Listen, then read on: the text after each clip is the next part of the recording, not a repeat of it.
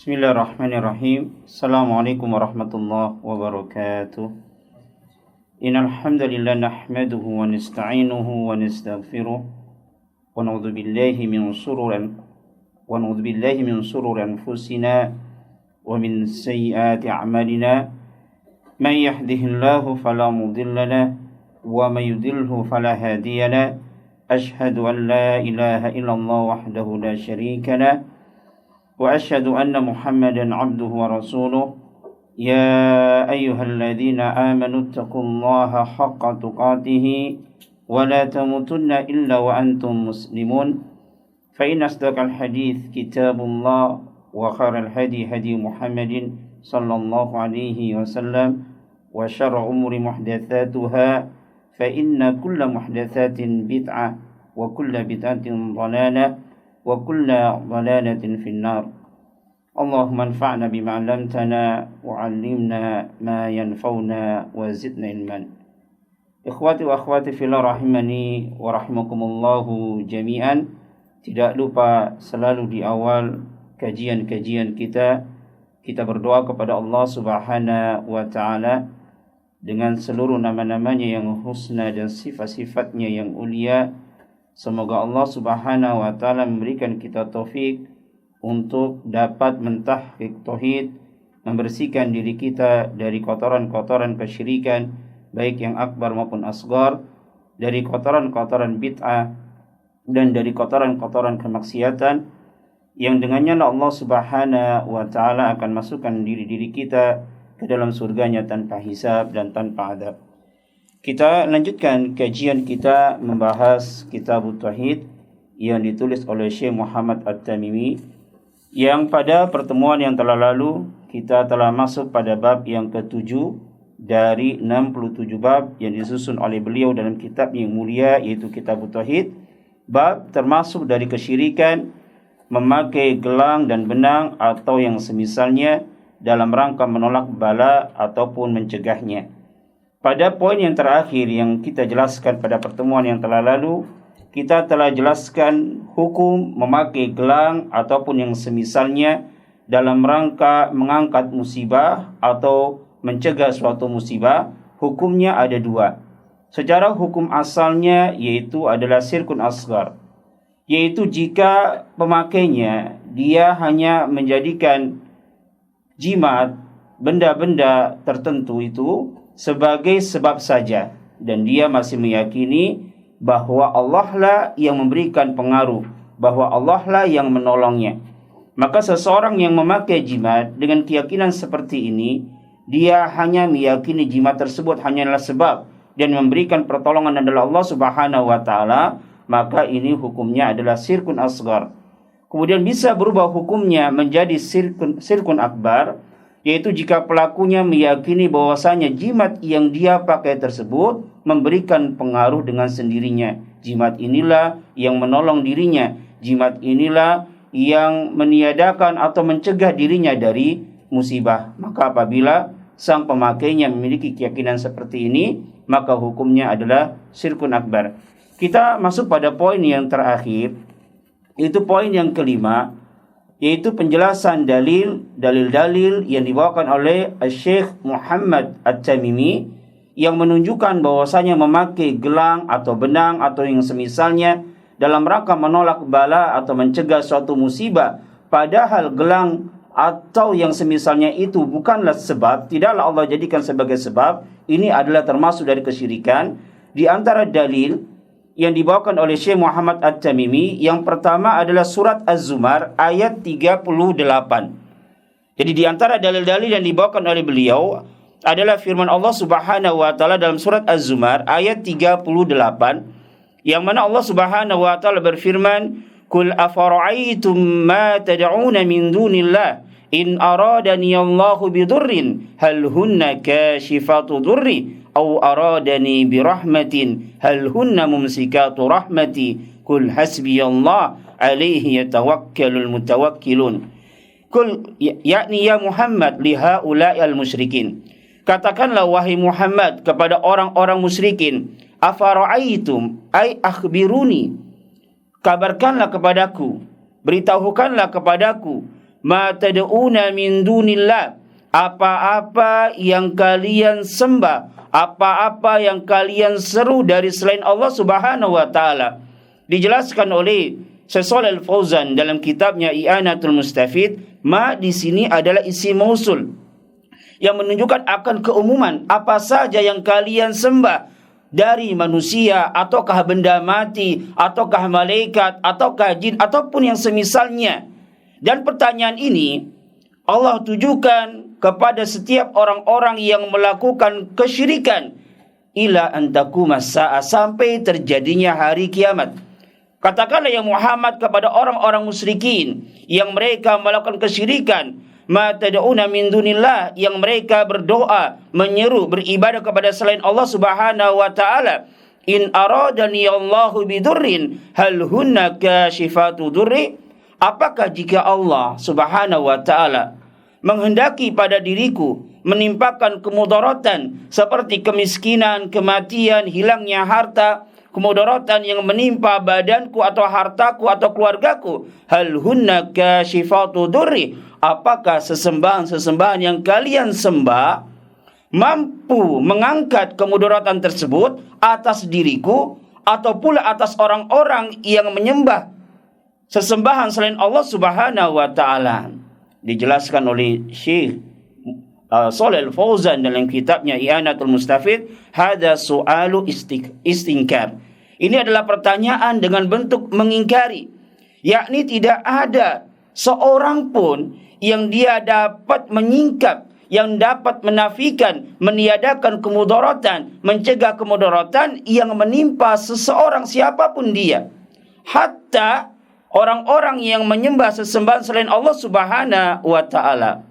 Au aradani birahmatin, atau jika Allah Subhanahu wa taala menghendaki pada diriku memberikan rahmat, memberikanku harta, memberikanku kesehatan, hal hunna mumsikatu rahmati, apakah mereka, yaitu sesembahan-sesembahan selain Allah Subhanahu wa taala, mampu menolak, al-huna mumsikatu rahmah, mampu menolak rahmat yang telah Allah berikan kepadaku, yang Allah hendak berikan kepadaku.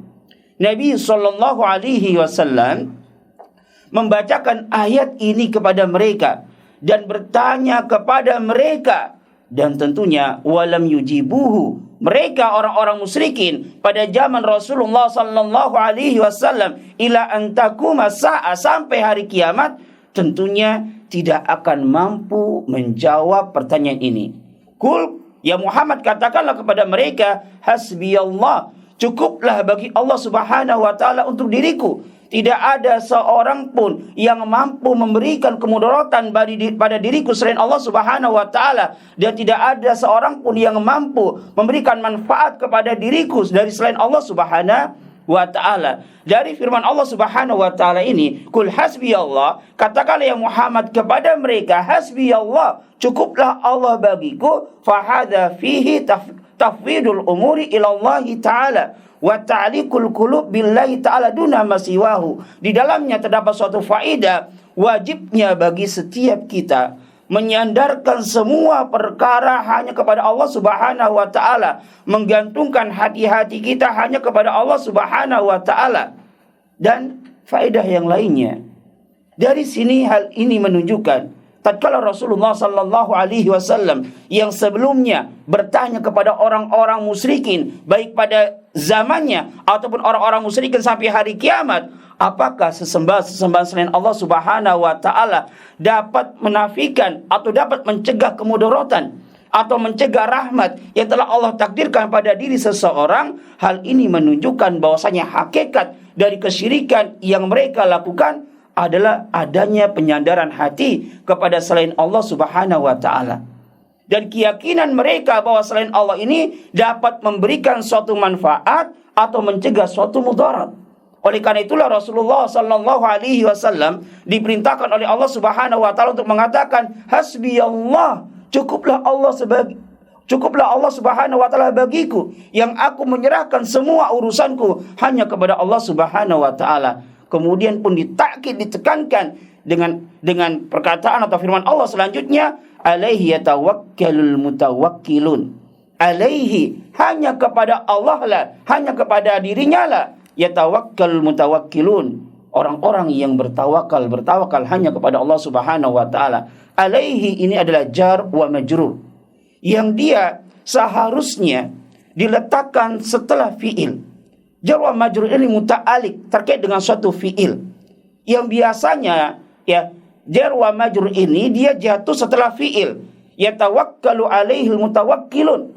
Tapi tatkala susunan jar wa majrur ini dia dikedepankan, maka menurut kaidah bahasa Arab, apabila suatu kalimat yang seharusnya dia letaknya di akhir kok dikedepankan, maka hal ini yufidul hasr wal qasr, menunjukkan pembatasan.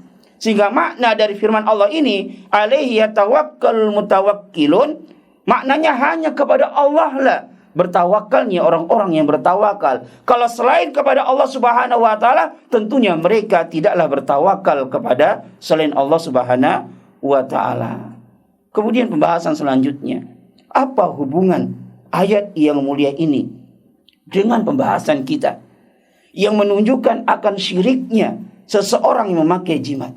Maka dijelaskan di sini, wasyahidu min hadhil ayat, dan syahid dari ayat ini bahwasanya sesembahan-sesembahan selain Allah Subhanahu wa ta'ala di dalam ayat yang mulia ini, siapapun dia orangnya, apakah dia manusia yang disembah, atau benda-benda mati yang disembah, atau malaikat, atau jin yang disembah, ketahuilah mereka semua tidaklah dapat memberikan manfaat bagi orang-orang yang menyembah mereka, dan tidaklah mereka dapat mencegah suatu kemudaratan bagi orang-orang yang mereka sembah. Kenapa? Kenapa sesembahan-sesembahan selain Allah Subhanahu wa ta'ala yang diyakini oleh penyembahnya dapat memberikan suatu manfaat, dapat meniadakan suatu kemudaratan, mencegah suatu kemudaratan, ya, kenapa mereka tidak dapat memberikan manfaat? Al-jawab, falaisat asbaban lidzalika. Ya, jawabannya karena mereka itu bukan sebab. Mereka adalah bukan sebab yang mendatangkan manfaat ataupun mudarat. Fayuqasu 'alaiha kullu ma laysa bisababin syar'in aw qadarin. Maka dikiaskan semuanya dengannya. Ya, segala sesuatu yang dia dijadikan sebab, namun sebab tersebut tidak terbukti secara syar'i maupun qadari, maka tatkala seseorang mengambil sebab tersebut yang dia tidak terbukti secara syar'i maupun qadari, israkan billahi, maka hakikatnya dia telah mensekutukan Allah Subhanahu wa ta'ala. Ini ya penjelasan yang dijelaskan oleh Syekh Shalih Al-Fauzan tentang syahid dari ayat yang mulia ini. Wahada yadullu ala hidkil mu'allib, kata beliau. Maka hal ini menunjukkan akan kecerdasannya mu'allib Syekh Muhammad bin Abdul Wahhab. Dan tanpa kita ragukan lagi bahwasanya ayat yang dibawakan oleh Syekh Muhammad At-Tamimi ini ayat yang berbicara tentang kesyirikan yang besar. Itu seseorang yang mereka menyembah kepada asnam, kepada berhala, ya. Akan tetapi beliau jadikan sebagai dalil untuk haramnya atau syiriknya seseorang yang mereka memakai jimat. Kenapa? Karena kiasnya adalah kias yang sahih. Jadi tatkala seseorang dia berdoa kepada selain Allah Subhanahu wa ta'ala karena keyakinannya sama persis dengan orang-orang yang dia memakai jimat. Ya, jadi orang-orang yang dia beribadah kepada selain Allah dari para nabi dan rasul meyakini para nabi dan rasul ini dapat memberikan manfaat atau mencegah diri mereka dari kemudaratan. Maka begitu pula orang-orang yang memakai jimat. Maka tatkala orang-orang yang mereka beribadah kepada selain Allah, kepada para nabi dan rasul, mereka memiliki keyakinan seperti ini, dihukumi syirik karena memang ya, orang-orang yang disembah dari selain Allah Subhanahu wa ta'ala adalah bukan sebab yang mendapatkan manfaat atau mencegah suatu mudarat, maka dikiaskan, disamakan pula dengan orang-orang yang mereka memakai jimat, yang hakikat jimat tersebut adalah tidak dapat memberikan manfaat ataupun mencegah suatu kemudaratan. Kemudian di sini dijelaskan oleh Syekh Al-Syekh dalam kitabnya At-Tamhid, beliau berkata, "Idza tabayyana dzalika", Jika sudah jelas bagi kita hal tersebut, faqad qala ba'du ahlul ilmi, maka berkata sebagian ahlul ilmi, inna hadhil ayah waridatun fi syirkil akbar. Sesungguhnya ayat ini Allah turunkan terkait dengan orang-orang yang melakukan kesyirikan yang akbar, dari orang-orang musyrikin yang diperangi oleh Rasulullah sallallahu alaihi wasallam. As-su'al, yang menjadi pertanyaan, falimada ja'alaha asy-syekh fi sardi bayani asnafin minasyirkil asghar. Kenapa kok Syekh menjadikan ayat ini yang hakikatnya berbicara tentang kesyirikan yang besar, beliau jadikan sebagai dalil untuk menjelaskan di antara jenis dari jenis-jenis kesyirikan yang asgar secara hukum asal. Ya, karena sebagaimana tadi sudah kita jelaskan, memakai jimat ini hukum asalnya adalah syirik asgar.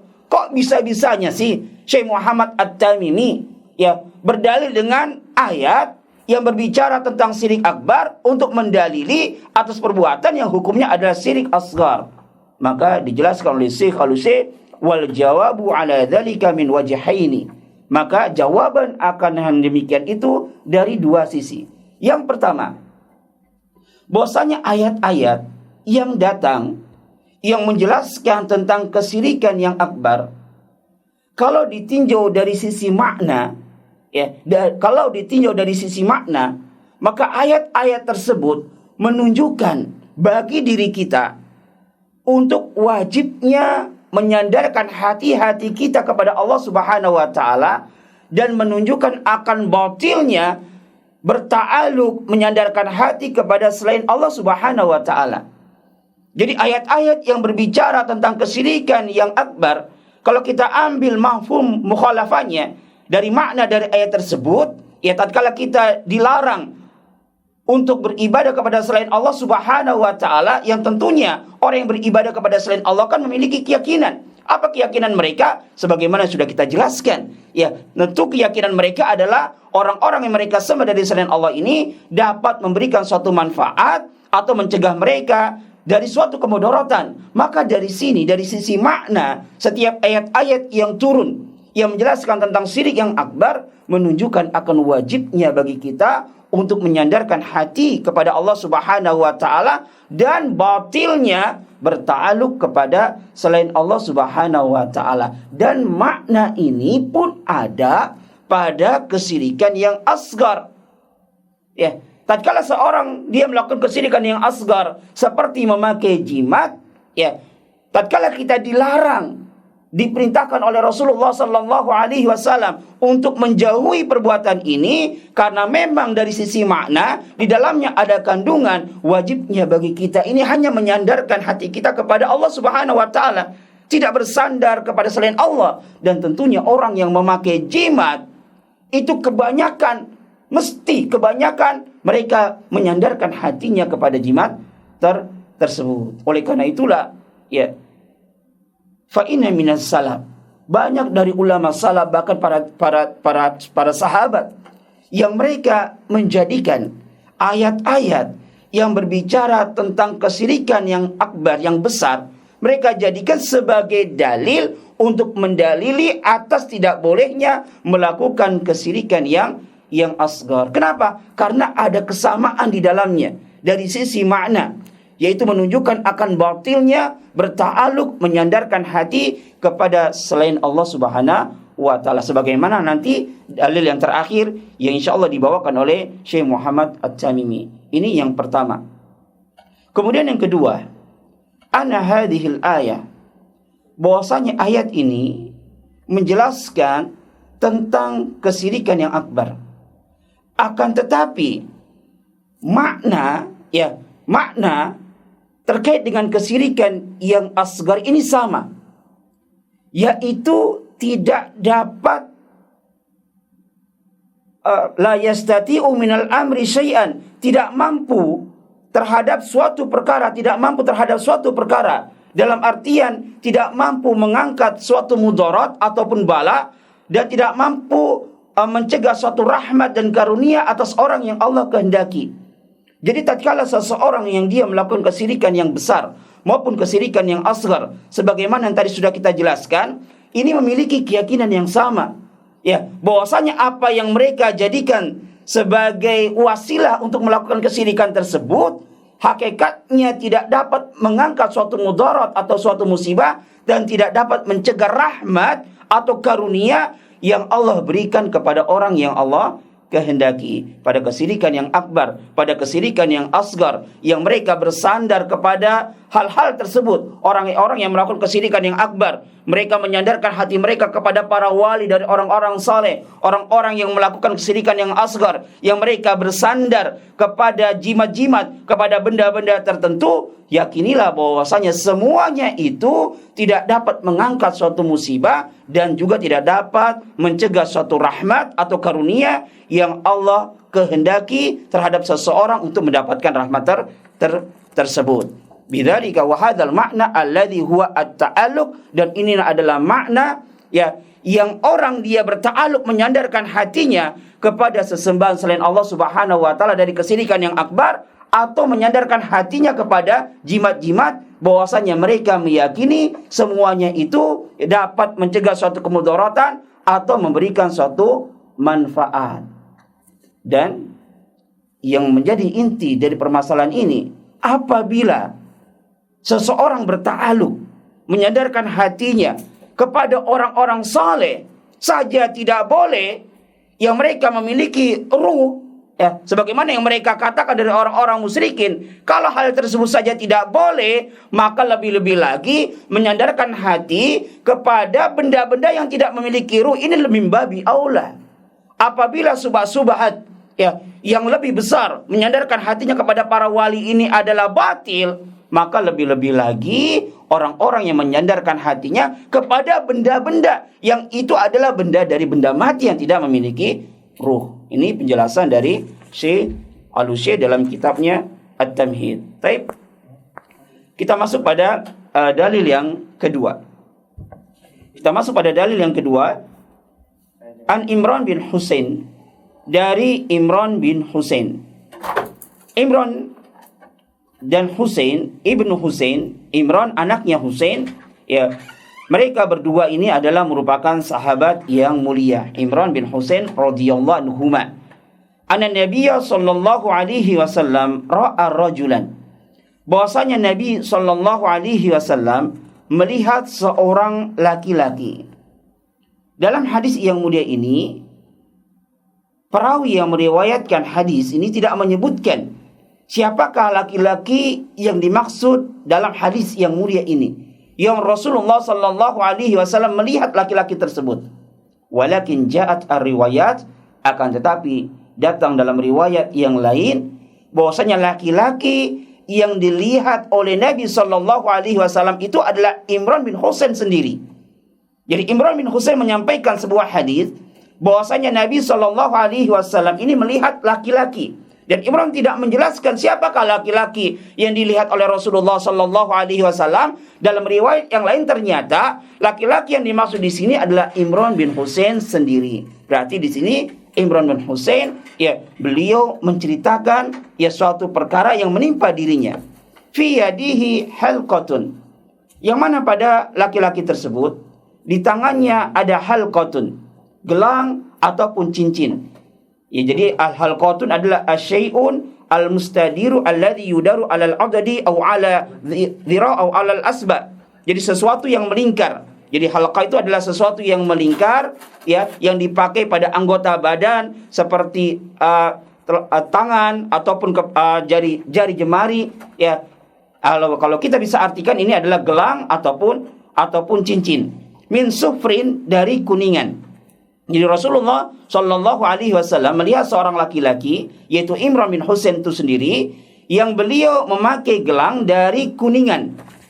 Faqala an-nabiyyu sallallahu alaihi wasallam, maka Nabi sallallahu alaihi wasallam pun berkata kepada beliau, "Ma hadza?" Apa ini? Dijelaskan oleh para ulama, di antaranya adalah Syekh Shalih Al-Fauzan dalam kitabnya I'anatul Mustafid, al-zahiru annahu su'alu inkar. Yang zahir, ya, pertanyaan Nabi sallallahu alaihi wasallam ini adalah pertanyaan dalam bentuk mengingkari. Apa ini? Apa yang kamu pakai ini? Ya. Jadi Rasulullah sudah mengerti keyakinan orang yang memakai tersebut, sehingga beliau mengingkarinya. Wakila, dan juga ada yang mengatakan innahu su'alu istifham. Jadi pertanyaan yang diberikan oleh Rasulullah ini adalah sekedar bertanya, istifham, suatu pertanyaan. Ya, Nabi SAW bertanya kepada Imran bin Husain, apa sih tujuan beliau memakai gelang ini? Maka dari sini diambil suatu faedah oleh Syekh Shalih Al-Fauzan. Yang pertama, ini wajibnya bagi kita untuk mengingkari suatu kemungkaran. Kalau jelas itu adalah suatu kemungkaran, golibnya memang seperti itu. Biasanya orang kalau memakai benda ini biasa dijadikan sebagai jimat, maka wajib bagi kita untuk mengingkari kemungkaran.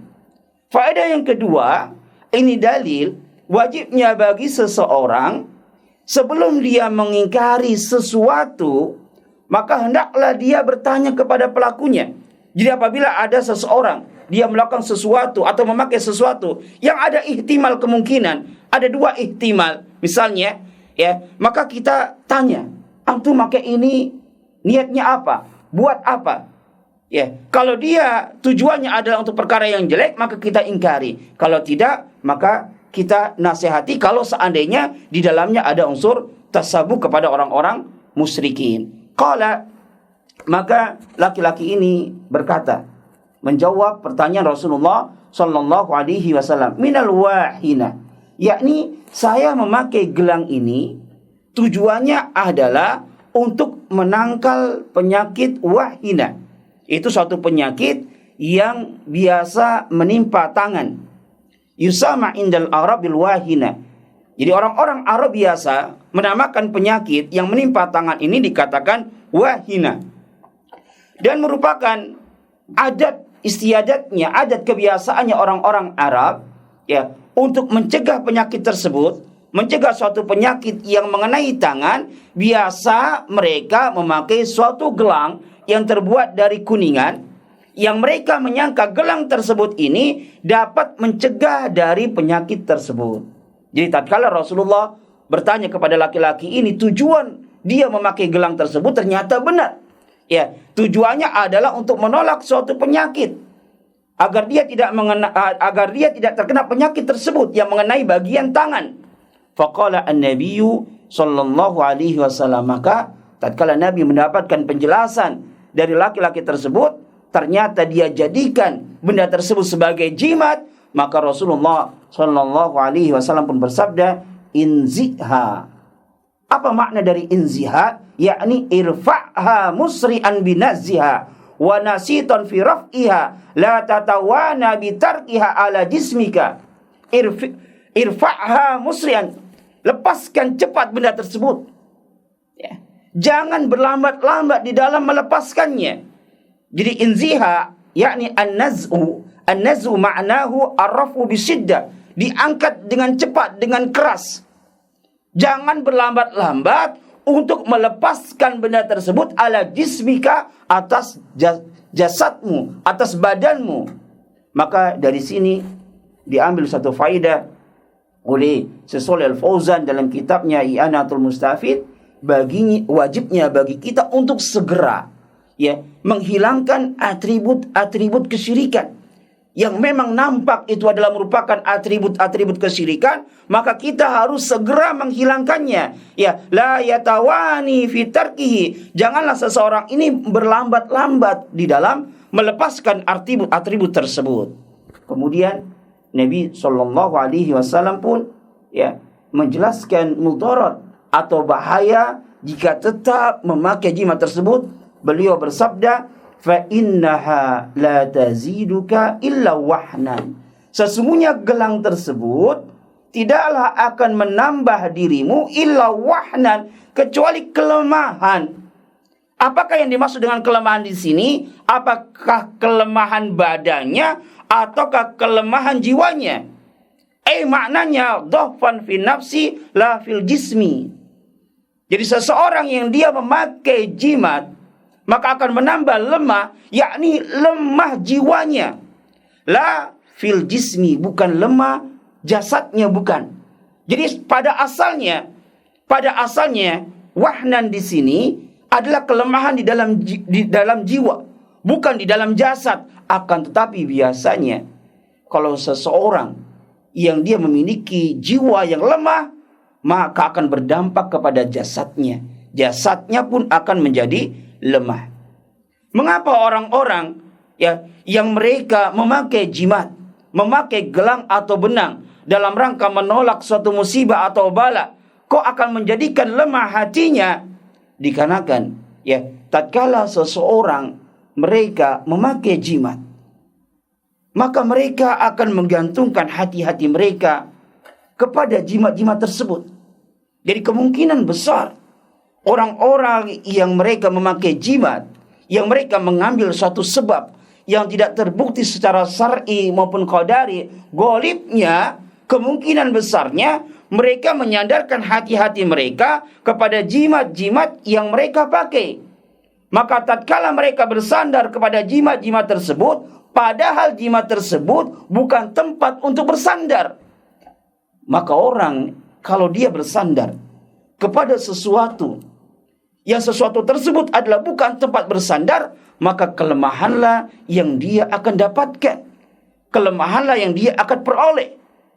Misal, tatkala kita istirahat, tatkala kita berolahraga, kemudian kita ingin istirahat, kita cari tempat untuk beristirahat.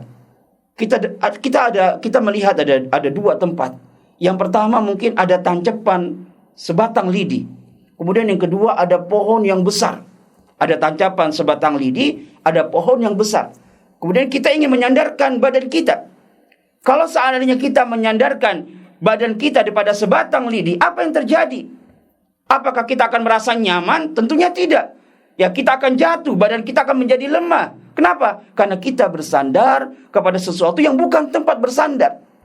Siapakah tempat satu-satunya kita bersandar? Itu Allah Subhanahu wa ta'ala. Maka seseorang yang dia bersandar kepada selain Allah, siapapun dan apapun dia, maka bukan bertambah kuat bagi dirinya, tapi akan menambah kelemahan. Kenapa? Karena hakikatnya dia bersandar kepada sesuatu yang bukan tempat bersandar. Kemudian Rasulullah sallallahu alaihi wasallam bersabda, "Fa innaka law mitta wa hiya 'alaika ma aflahta abadan."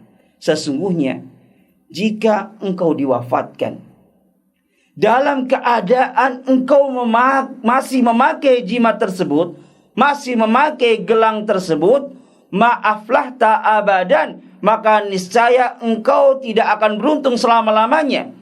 Seandainya engkau meninggal dunia dalam keadaan engkau memakai jimat tersebut dan tidak bertobat atasnya, ma'aflaha abadan, maka engkau tidak akan beruntung selama-lamanya.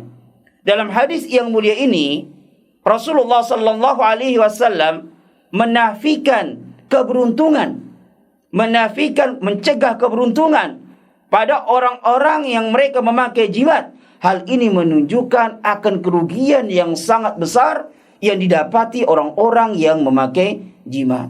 Kemudian sedikit penjelasan tambahan dari Syekh Shalih Al-Fauzan dalam kitabnya I'anatul Mustafid. Walaupun ini adalah merupakan perkara yang menjadi khilaf bainal ulama, beliau berdalil dengan hadis yang mulia ini. Beliau berkata, "Fahadha fihi dalilun ala anna syirka la yukfar hatta walau kana syirkan asgar," kata beliau. Sebagaimana tadi sudah Anda jelaskan, ini masalah khilaf bainal ulama, apakah syirik asgar ini jika pelakunya tidak bertobat ini diampuni atau tidak. Dan Syekh Shalih Al-Fauzan ini termasuk dari ulama yang memilih pendapat bahwasanya syirik asgar ini jika pelakunya tidak bertobat maka tidak diampuni. Di antara dalil yang dijadikan oleh Syekh Shalih Al-Fauzan di antaranya hadis yang mulia ini. Beliau berkata, "Fahadha fihi dalilun," maka dari sini dapat kita ambil satu dalil ala anna syirka la yukfar hatta walau kana syirkan asgar.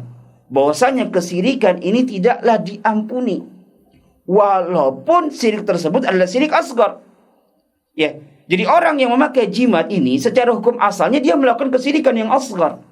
Tatkala Rasulullah mengatakan fa innaka law mita wa hiya 'alaika ma aflahta abadan.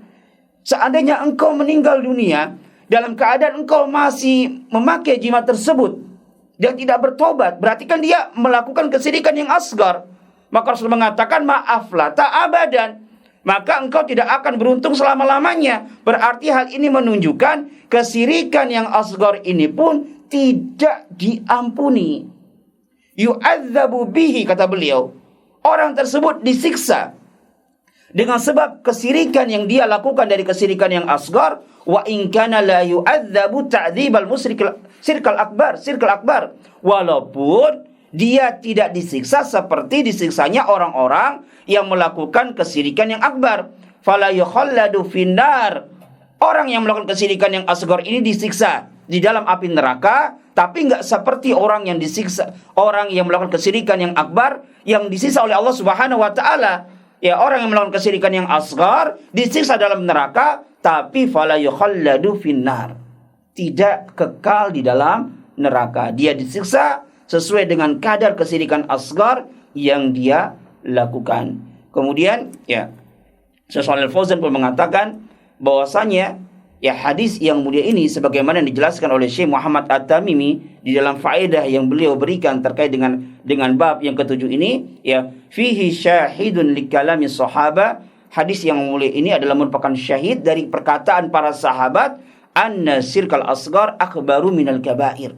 Bahwasanya syirik asgar memakai jimat, bersumpah dengan nama selain Allah, ya, perkataan-perkataan yang di dalamnya ada unsur mensejajarkan selain Allah dengan Allah Subhanahu wa taala, ini termasuk dari dosa besar yang paling besar. Jadi fasikul asgar akbaru minal kabair.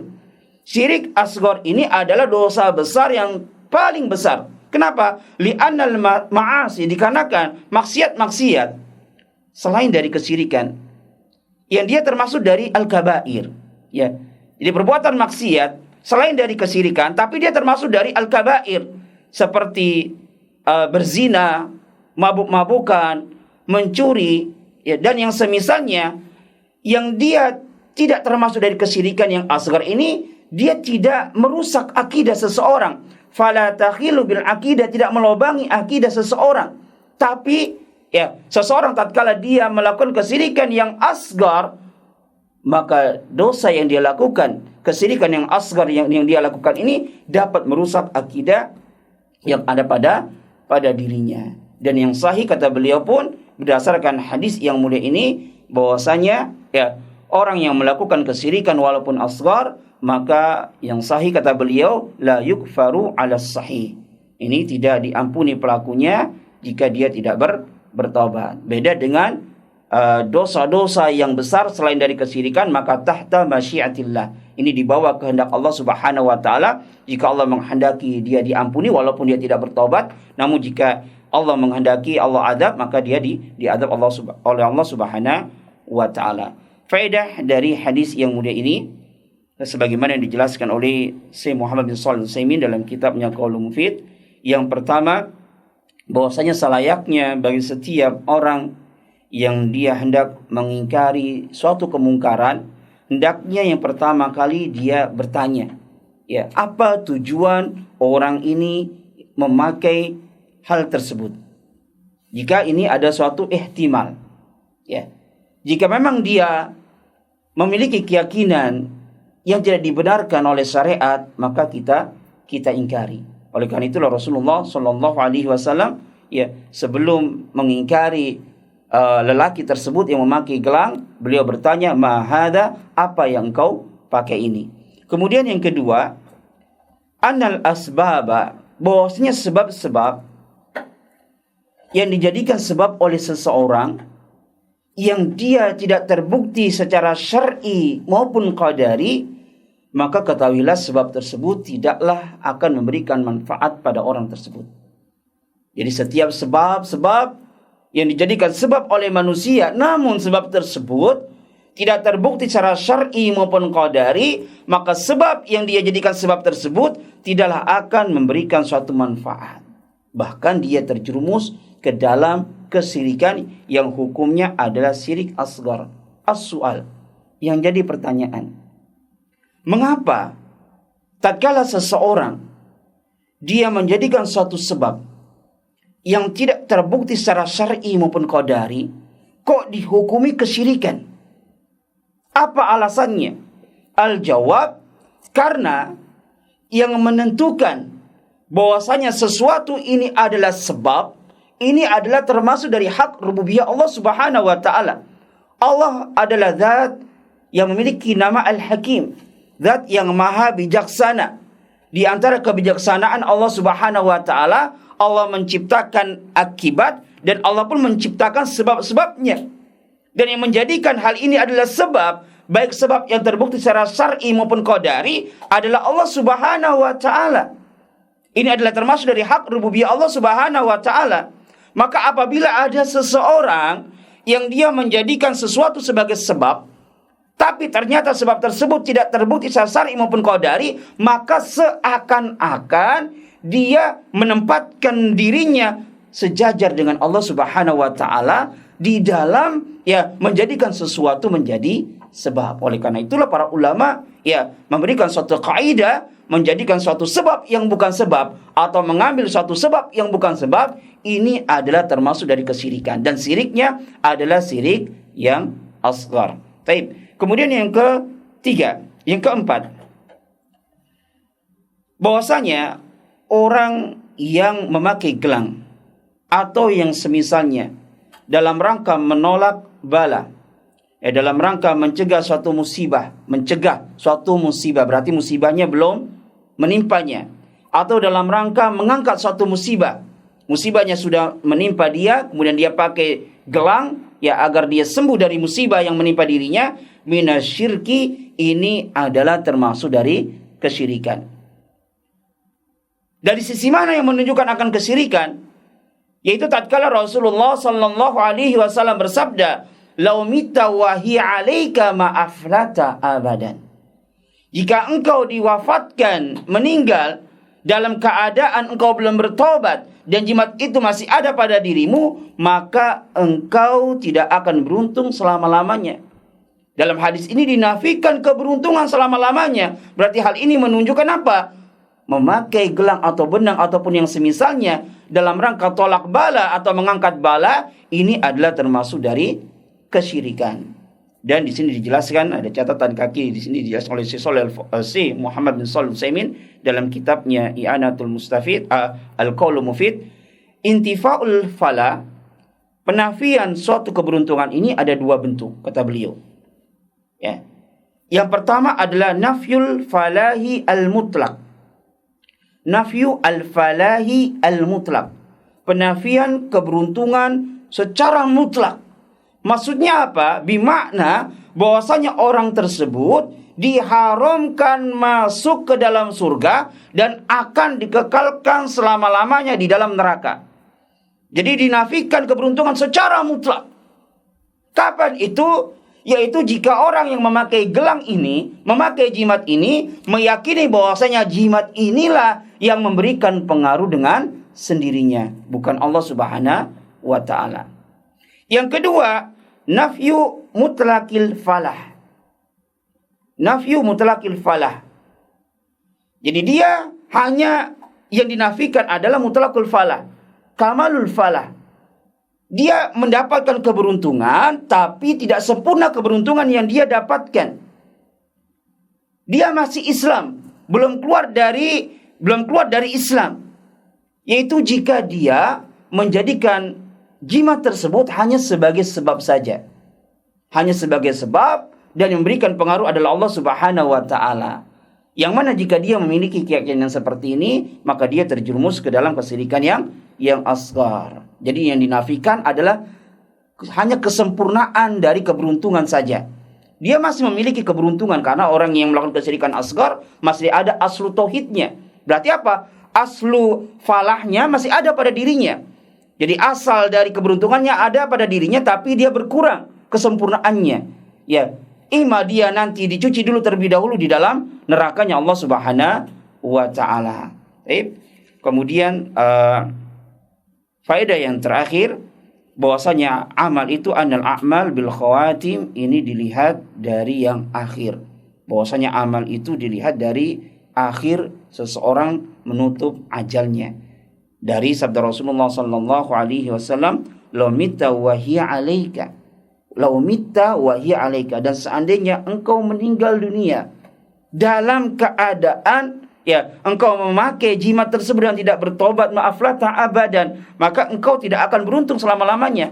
Maka mafhum mukhalafah dari hadis yang mulia ini, jika seseorang dia sepanjang hidupnya mungkin melakukan kesyirikan baik yang besar maupun yang kecil, tapi di akhir hidupnya dia mendapatkan hidayah sunnah oleh Allah Subhanahu wa taala, maka yang menjadi patokan Allah Subhanahu wa taala, yang menjadi hukum bagi Allah Subhanahu wa taala adalah yang terakhir.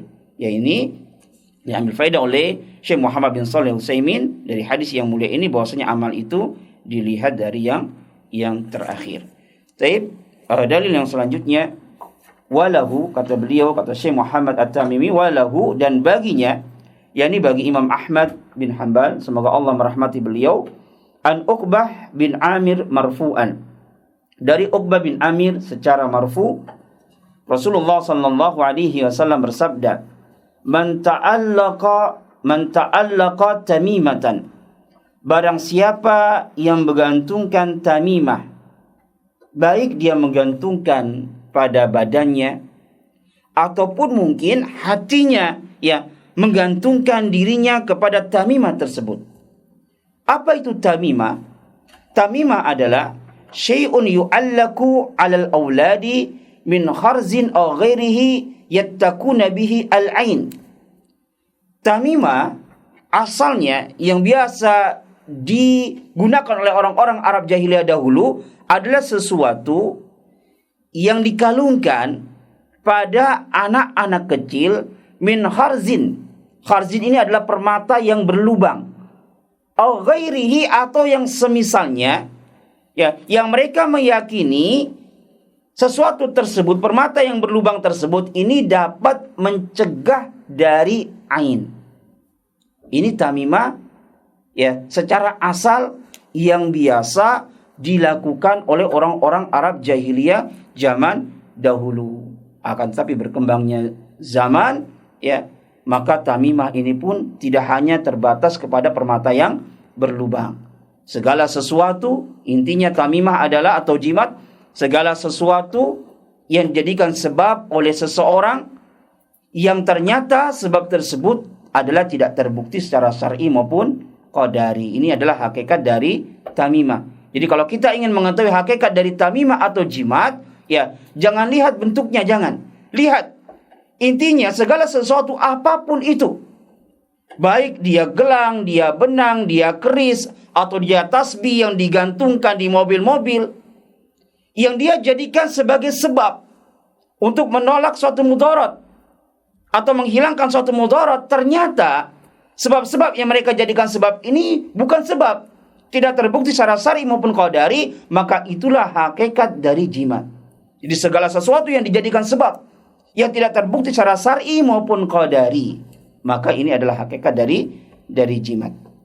Jadi barang siapa yang dia menggantungkan tamimah, baik dia gantungkan pada badannya ataupun hatinya menggantungkan kepada jimat tersebut, fala atammallahu lahu, yakni la atammallahu lahu amrahu wa maqsudahu.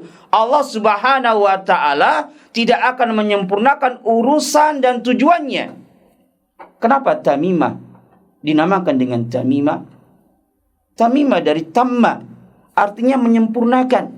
At-tamma, menyempurnakan. Jadi orang yang memakai tamimah tujuannya adalah ingin menyempurnakan urusannya. Kalau dia ingin tercegah dari suatu penyakit, dia pakai tamimat, dia memiliki tujuan seperti itu. Maka tatkala seseorang yang dia memakai tamimah yang tujuannya adalah untuk menyempurnakan urusannya, maka Rasulullah sallallahu alaihi wasallam mendoakan kebalikannya. Fala atamallahu lahu, semoga Allah tidak menyempurnakan apa yang menjadi perkara dan tujuannya. Semoga Allah memberikan yang menjadi kebalikan dari apa yang dia inginkan. Kemudian Rasulullah sallallahu alaihi wasallam bersabda, "Wa man ta'allaqa wad'atan." Dan barang siapa yang dia menggantungkan wada'ah. Wada'ah ini adalah syai'un yustakhraju minal bahri. Sesuatu yang diambil dari lautan. Dia semisal dengan kulit kerang. Dinamakan oleh orang-orang Arab jahiliyah zaman dahulu dengan wada'ah. Man ta'allaqa wada'atan. Barang siapa yang menggantungkan wada'ah, fala wada'allahu lahu, maka niscaya Allah Subhanahu wa taala tidak akan tinggalkan dia dalam ketenangan. Allah akan menimpakan kebalikannya. Allah akan jadikan dia resah, gelisah, gundah. Kenapa wada'atan dinamakan dengan wada'ah oleh orang-orang jahiliyah dahulu? Dari wada'ah. Wada'ah ini artinya ketenangan. Orang-orang Arab jahiliyah zaman dahulu, mereka menggantungkan wada'ah tujuannya untuk mendapatkan ketenangan. Mereka merasa kalau sudah memakai wada'ah, udah tenang deh, nggak bakalan tertimpa suatu musibah. Maka tatkala mereka memiliki tujuan tersebut, maka Rasulullah sallallahu alaihi wasallam pun mendoakan yang menjadi kebalikannya. Semoga Allah Subhanahu wa taala tidak memberikan ketenangan bagi orang tersebut. Semoga Allah memberikan kecemasan, kemudian resah, gelisah, dan yang semisalnya. Kemudian dalam wafi riwayatin, dalam riwayat yang lain, yang ini pun diriwayatkan pula oleh Imam Ahmad bin Hanbal, Rasulullah sallallahu alaihi wasallam bersabda, "Man ta'allaqa tamimatan faqad asyraka." Barang siapa yang memakai jimat, faqad asyraka, maka sungguh dia telah melakukan kesyirikan kepada Allah Subhanahu wa taala. Ini adalah tambahan dari doa Rasulullah sallallahu alaihi wasallam terhadap orang yang mereka memakai tamimah, memakai jimat, yang mereka telah melakukan kesyirikan. Maka disimpulkan di sini oleh Syekh Shalih Al-Fauzan dalam kitabnya I'anatul Mustafid, maka orang yang mereka memakai jimat, maka orang tersebut telah tertimpa dua musibah. Yang pertama, musibatu da'watir Rasul. Musibah karena dapat doa kejelekan dari Rasulullah sallallahu alaihi wasallam. Itu Rasulullah mendoakan kebalikannya. Orang yang make tamimah, ya, agar sempurna urusan-urusannya, didoakan semoga enggak sempurna. Semoga Allah berikan menjadi kebalikan dari apa yang dia inginkan. Seseorang yang memakai wada'ah agar dia menjadi tenang, maka didoakan kebalikannya. Fala wada'allahu lahu, semoga Allah tidak memberikan ketenangan pada orang tersebut. Ini musibah yang pertama. Jadi orang yang memakai jimat, yang dia memiliki niat-niat tertentu, maka mendapatkan musibah doanya Rasulullah, musibah kejelekan, dan tentunya Rasulullah adalah orang yang doanya mustajab. Ya. Kemudian yang kedua, al-musibatu fi akidatihi. Musibah yang menimpa akidahnya, yaitu dia telah melakukan kesyirikan kepada Allah Subhanahu wa taala tatkala dia menjadikan sesuatu sebagai sebab, padahal Allah Subhanahu wa taala tidak menjadikan sesuatu tersebut sebagai sebab. Kemudian yang terakhir, faedah dari dua hadis yang dapat kita ambil. Yang pertama, bahwasanya menggantungkan tamimah ataupun yang semisalnya dari sesuatu yang dijadikan sebab oleh seseorang, yang hakikatnya ini tidak Allah jadikan sebab, baik secara syar'i maupun qadari, minasyirki, termasuk dari kesirikan. Dalilnya jelas, man ta'allaqa tamimatan faqad asyraka. Barang siapa memakai jimat, maka dia telah melakukan kesirikan. Kemudian yang kedua, bahwasanya anna mani tamada ala ghairillah. Bahwasanya orang yang dia menyandarkan hatinya kepada selain Allah Subhanahu wa taala, maka Allah akan hukum dia, Allah jadikan dia mendapatkan sesuatu yang menjadi kebalikan dari apa yang dia inginkan. Jadi tatkala seseorang dia bersandar kepada selain Allah Subhanahu wa taala, ya, dengan penyandarannya dia ingin mendapatkan sesuatu, maka Allah hukum dia. Ya, Allah tidak berikan apa yang dia inginkan, Allah berikan sesuatu yang menjadi kebalikannya, sebagaimana doa Rasulullah sallallahu alaihi wasallam. Ini diantara faedah dari dua hadis yang kita bacakan. Kemudian dalil yang terakhir yang dibawakan oleh Syekh Muhammad At-Tamimi yang menunjukkan akan siriknya orang-orang yang memakai gelang atau benang dalam rangka raf'il bala atau daf'ihi adalah wali ibni Abi Hatim, dari Ibnu Abi Hatim an Hudzaifah, dari Hudzaifah sahabat yang mulia Hudzaifah al-Yaman, annahu ra'a rajulan, bahwasanya beliau yaitu Hudzaifah al-Yaman melihat ada seseorang fi yadihi khaitun minal humma, yang pada laki-laki tersebut di tangannya khaitun, ada sebuah benang, minal humma, yang tujuan benang tersebut dia pakai ya untuk mencegah penyakit humma. Apa itu al-humma? Humma adalah irtifa'ul harara fil jism, rasa panas yang tinggi yang menimpa badan. Humma jenis suatu penyakit ya, yang ini adalah rasa panas yang tinggi yang menimpa badan. Laki-laki yang dilihat oleh Hudzaifah, dia memakai gelang, tujuannya agar mencegah dirinya dari penyakit panas humma. Tatkala Hudzaifah melihat laki-laki tersebut, di sini Hudzaifah tidak bertanya. Berarti menunjukkan apa? Memang golibnya orang-orang yang memakai tersebut ya tujuannya memang untuk itu.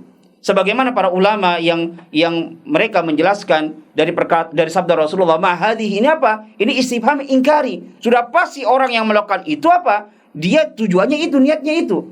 Memang adatnya, kebiasaan orang-orang jahiliyah dahulu tatkala memakai gelang dari kuningan, tujuannya untuk tidak tertimpa suatu penyakit yang menimpa tangan-tangan mereka. Maka tatkala Hudzaifah melihat ada seorang laki-laki memakai benang, yang tujuan dari laki-laki tersebut adalah untuk mencegah dirinya dari penyakit humma, panas yang tinggi yang menimpa badannya, faqata'ahu, maka beliau memutus benang tersebut.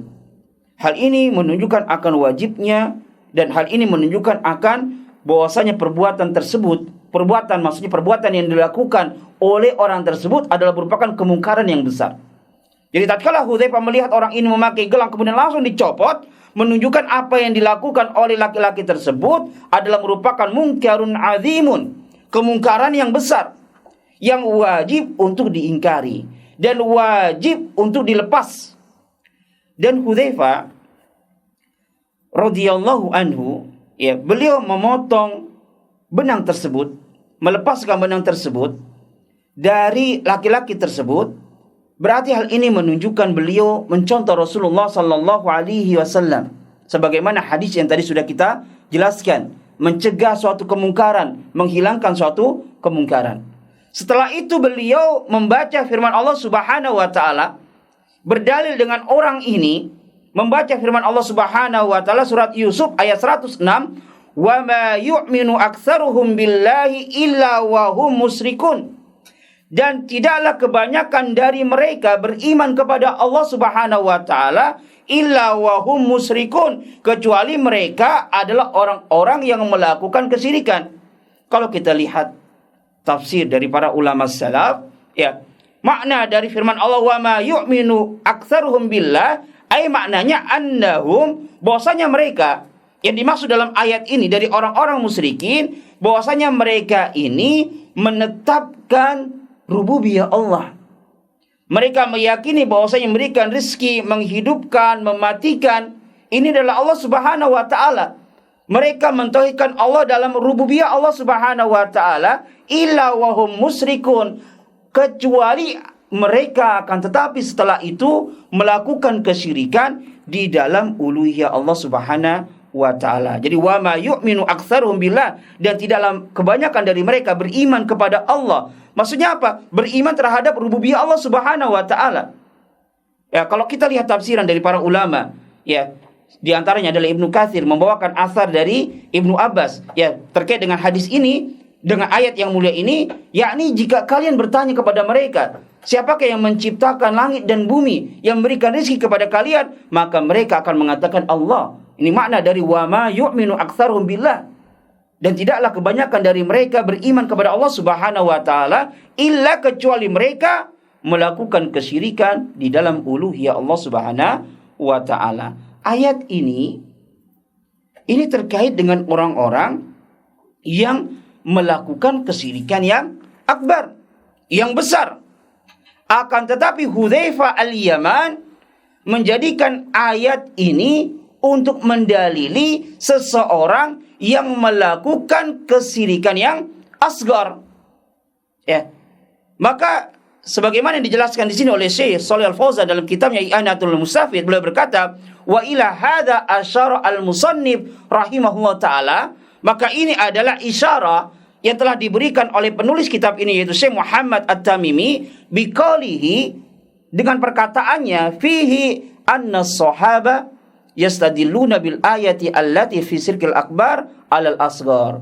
Di dalamnya ya bahwasanya sahabat itu biasa berdalil dengan ayat-ayat yang menjelaskan tentang kesirikan yang akbar untuk mendalili atas kesirikan yang asghar. Kenapa? Karena kesamaan di dalam keyakinan, sebagaimana sudah kita jelaskan. Intinya, orang yang melakukan kesyirikan itu tidak lepas dari keyakinan bahwa selain Allah ini dapat memberikan suatu manfaat atau mencegah suatu mudarat. Dan adanya keyakinan atau perbuatan unsur penyandaran hati kepada selain Allah Subhanahu wa taala, apapun bentuk kesyirikannya, baik yang besar maupun yang asgar. Mesti orang yang melakukan kesyirikan yang asgar, orang yang melakukan kesyirikan yang besar, yang mereka beribadah kepada para wali, orang yang memakai jimat, keyakinannya enggak lepas dari dua perkara ini.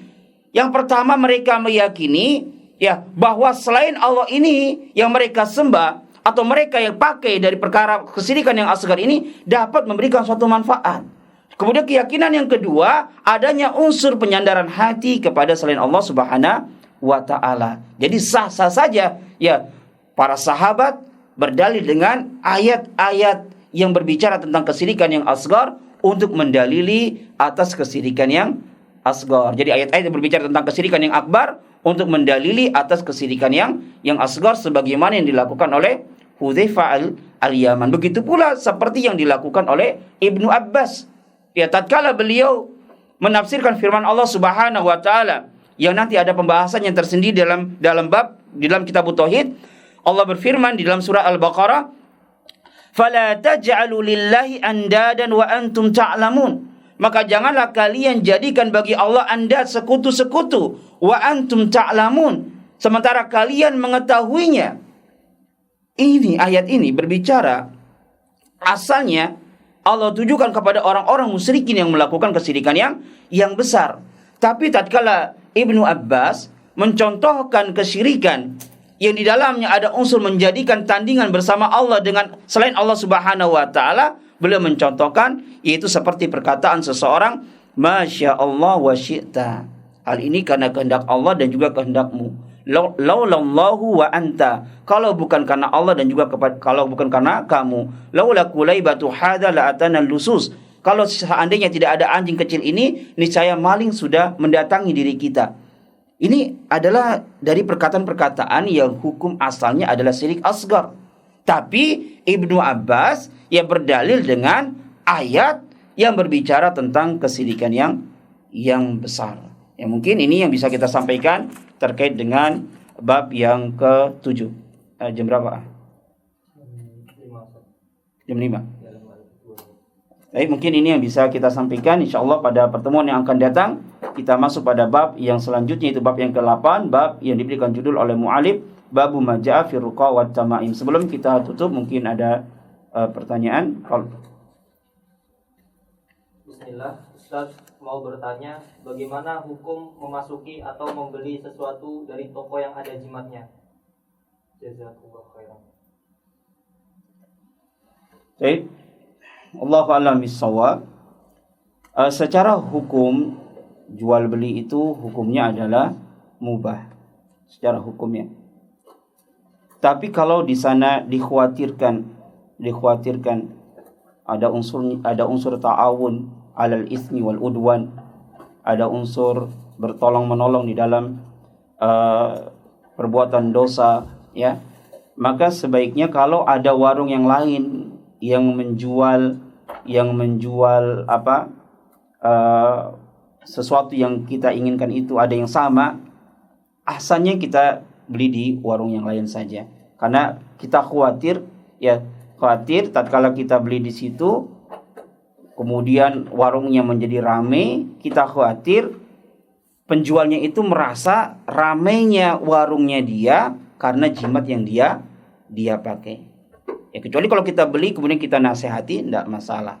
Ya, jadi kalau ada misalnya warung yang lain yang menjual dengan jualan yang sama yang kita inginkan, Allahu a'lam bishawab, menurut ana itu ya, ahsannya kita beli yang lain walaupun secara hukum asalnya ya sah-sah saja. Ya. Allahu a'lam bishawab. Seperti misalnya tentang makanan yang kita dapatkan dari kenduri, ya, tahlilan ataupun yang semisalnya. Kan kalau secara zatnya itu kan sah-sah saja, halal. Tapi khawatirnya tatkala kita terima, kita makan, di situ ada unsur seakan-akan kita merestui perbuatan tersebut, maka sebaiknya kita tidak terima.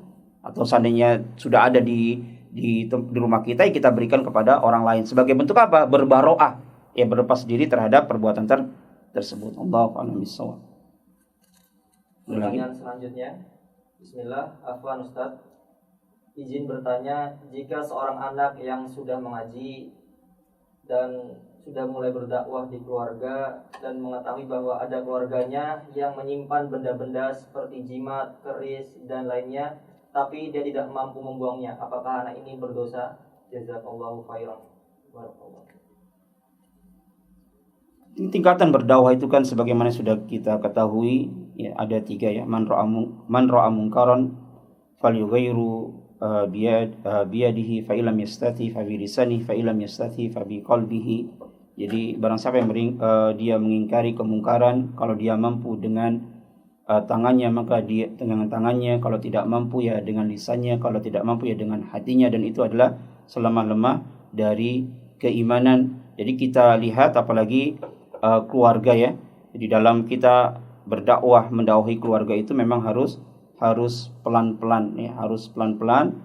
Apalagi mereka adalah orang mungkin yang berjasa pada diri kita, yang secara umur mungkin lebih tinggi dari kita, umurnya lebih berumur, maka ini harus dengan cara yang hikmah, tidak seperti menggurui.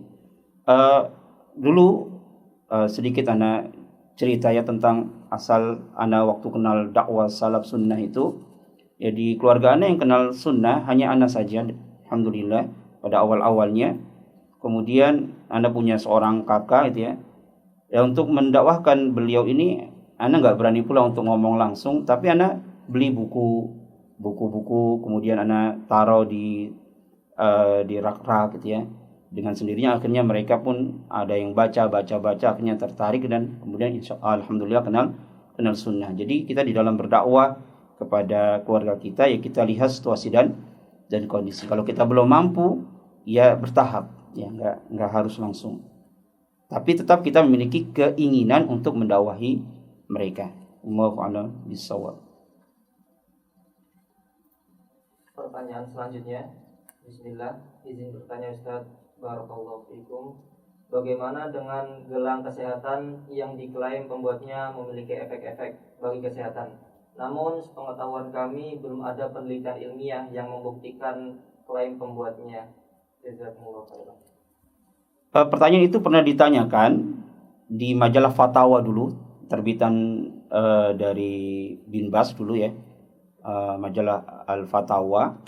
Di situ membawakan perkataan dari Syekh Bin Bas tentang gelang-gelang yang seperti itu. Kalau memang tidak terbukti secara syar'i maupun qadari, maka jelas dia hukumnya syirik asghar.